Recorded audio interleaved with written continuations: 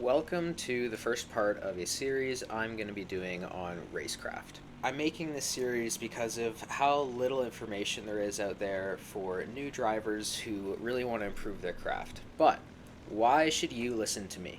I've been racing for 9 years in go-karts and race cars, and over that time I've won multiple regional championships in both sports. So I have a lot of experience doing this, and I think especially if you're new, there'll be a lot of valuable stuff in here that will help you hit the ground running. For this video, we're just going to go over race starts, we're going to talk about 4 scenarios, and some strategies you can use to maximize your start no matter where you're rolling off the grid. If you've ever started in the middle or back of a Briggs race, you know that everyone's bumping each other before the green flag.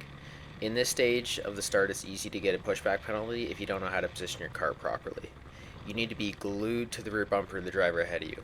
Pushbacks can take 140 pounds of pressure before triggering, but only a 30-pound impact. So staying on the bumper of the driver ahead almost guarantees you won't get a pushback for the green. Once you approach the tram lanes, look across to the carts beside you and a few rows up. You should be able to see their gas pedal very well. When you approach the acceleration line, keep your head pointing forward and only use your eyes to look at the other person's gas pedal. When they hit the gas, you hit the gas. Doing this ensures you're never late to the throttle on any of your race starts. After the green, we need to focus on keeping our momentum up. You can do this by staying as close to the driver in front of you as possible without hitting them in the middle of the corner. The problem with hitting drivers in the middle of corners is it's going to cause them to slide, and sliding scrubs speed. Because you're right behind them, you're going to have to check up as well. You're going to see an example of exactly this where I hit the driver in front, they slide, and I have to slow down for them. After the first couple of corners, drivers tend to go single file, which gives us the opportunity to choose the inside or outside. Picking the best lane is probably the most difficult part of starting in the mid-pack. Which lane is best changes depending on what the drivers ahead are doing. My best advice is to keep your thinking simple. What I try to do is think about the next 3 corners and if my choice of lane is probably going to benefit me or not. Because this is really hard to explain, we're going to go over 2 examples that should show you how to go about picking the best lane. In our first example, we're going to look at turns 5, 6, and the bowl at Mosport. Turn 6 and the bowl are long left-hand corners, and long corners tend to favor the inside lane.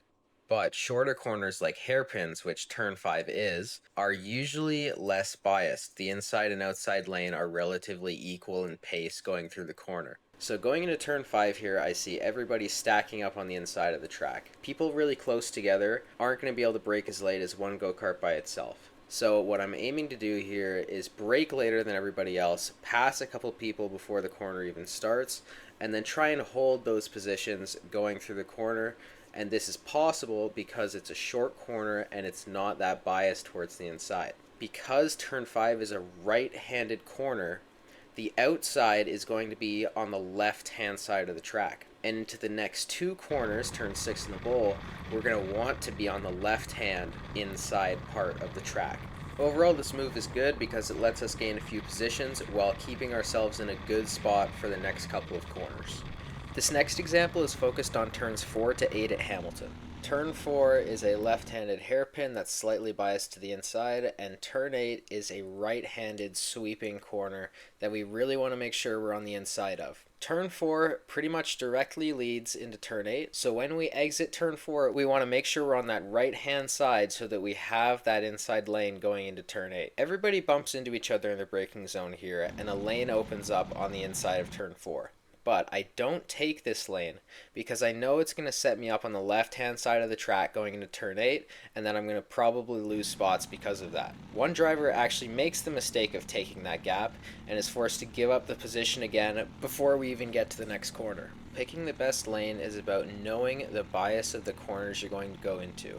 Whether it's a long corner where you really need to be on the inside or a hairpin where you can pick and choose based on the situation, you need to have knowledge about the track that you're racing at, because that knowledge is what allows you to make informed decisions about which lane you should be in. Last thing I want to touch on before we move on to different starting positions is how to avoid crashes in the mid-pack. It's unfortunate that they happen so often, but it's reality you have to face. Avoiding them can be difficult because they're all unique and sometimes just aren't avoidable at all. If they happen right in front of you, it's pretty much impossible to avoid them properly. And sometimes if you're in a certain position, there's actually nowhere you can go, and you're just inevitably going to end up in the wreck. That being said, let's look at one strategy that should minimize your chances of getting in a crash.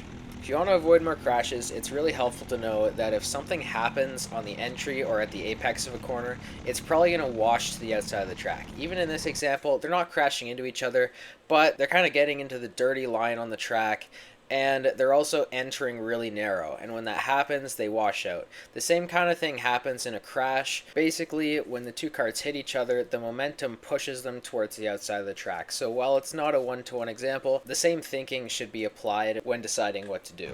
So in this situation, we clearly want to go on the left-hand side because they're going to wash to the right-hand side of the track when they hit the apex. That is all I have to say for the mid-pack. Now we're going to start talking about what you should do if you're starting in 4th place. The first step to getting good at starting in 4th is knowing the dynamic you have with the person in 2nd.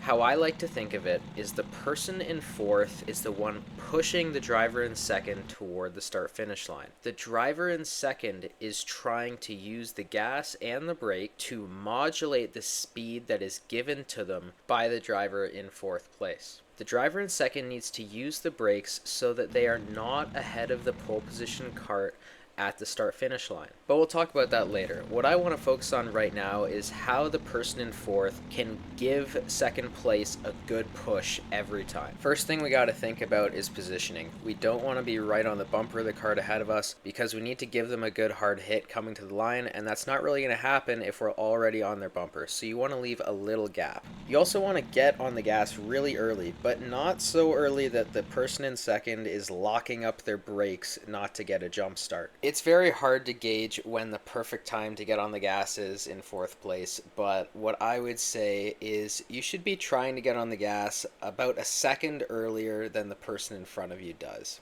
If you keep a bit of distance and you get that timing right, you should be giving the person in 2nd more than enough speed to get a good start. After this point, treat it like you're starting in the mid-pack. Don't hit the cart in front of you in the middle of the corner, and choose your lane wisely by thinking about the next couple of corners you're about to go into.